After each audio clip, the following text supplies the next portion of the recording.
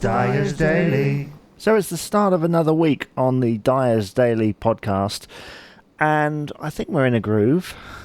What do you think? Well, thank you very much.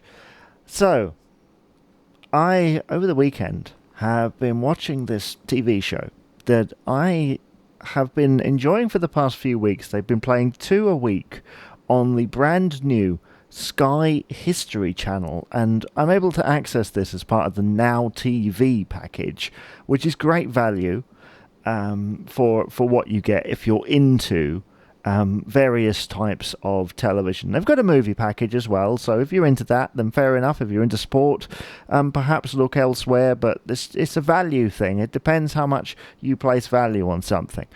And this program is astonishing, mainly from a historical point of view, because it's Sky History.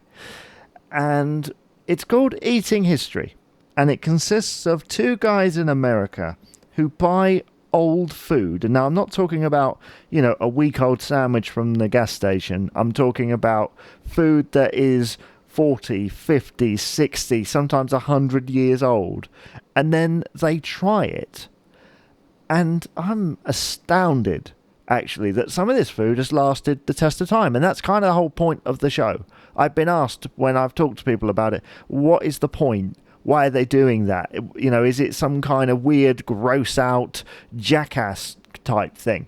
No, it isn't, actually. It's 2 guys that are really interested in the history of food. And I believe it started because they have a real interest in military rations and what they ate and how it was presented and things like that.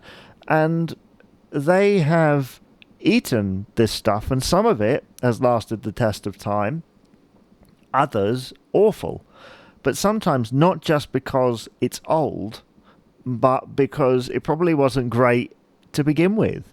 I mean, they've had some fascinating things. There was like a 75-year-old box of Wheaties cereal, which was practically, apart from the musty smell of it being kept in a place for a certain amount of time, held up remarkably well. Same with the minute rice that they tried that was like 70, 80 years old.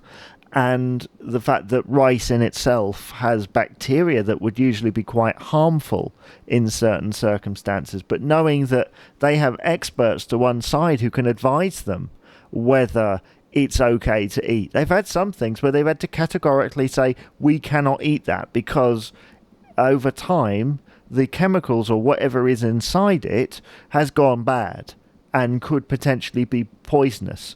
I mean, to be fair, I wouldn't want to eat grasshoppers out of a tin anyway, so I'm kind of glad they didn't get to eat that.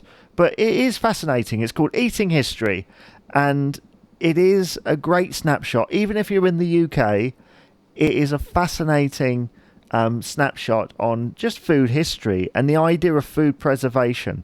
And you do start to see a pattern emerging for some foods, why they've lasted so long, why some of them still hold up quite well. I think a lot of it is to do with the freeze drying of things and the way in which it's kept. Tinned foods, depending on what it is, do tend to last quite well as well, but if anyone has seen that episode with the tinned bolognese, yeah, you will understand where I'm coming from when I say blech. That was one of the worst things I've ever seen. It looked like really bad gone off dog food when they came out, and it's because it was beef. It was a certain type of meat, which of course doesn't keep very well in certain circumstances. But I do recommend this program highly, and I'm going to be sad when it finishes. And there are other programs on Sky that have a similar theme. There's one about tech as well, which I do recommend checking out. But that means that we've come to the end of this podcast.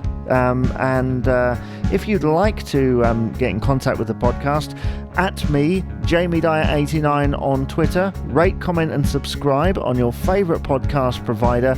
Oh, and thank you very much for listening. Bye-bye for now.